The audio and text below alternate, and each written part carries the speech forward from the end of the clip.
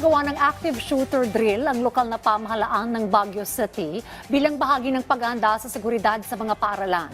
Kasabay nito, paigtingin ng Baguio City Police Office ang police visibility at seguridad sa oras ng pagpasok at pag-uwi ng mga estudyante. Yan ang ulat ni Jezreel Kate Lapizar ng PTV Cordillera.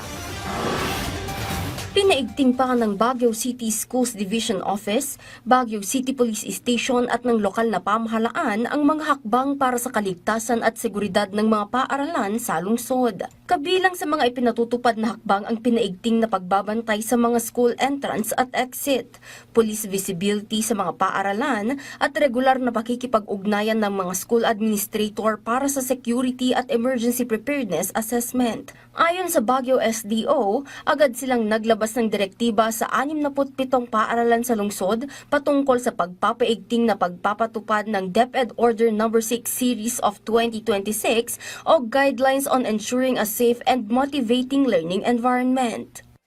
I-reassess ng mga mag-aaral ang ating mga entry and exit points, lalong-lalo sa mga malalaking paaralan sa ating lungsod na kung saan minsan ang mga entrances at exits ay napakarami. Bukod dyan, yung visitor screening ay ating rin pong pinaigting sa ating mga paaralan. Balak nilang dagdagan ang mga security personnel sa mga paaralan.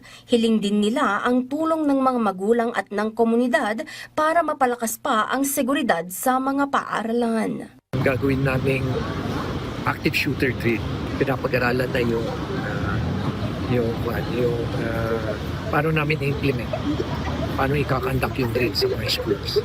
Second is itong pakikipag-ugnayan namin sa PTA at sa mga psychologists with regards to early detection of mental health issue.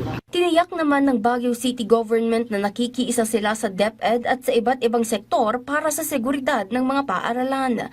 Pinalakas ng Baguio City Police Office ang police patrol at visibility operations sa mga oras ng pasukan at uwian ng mga estudyante.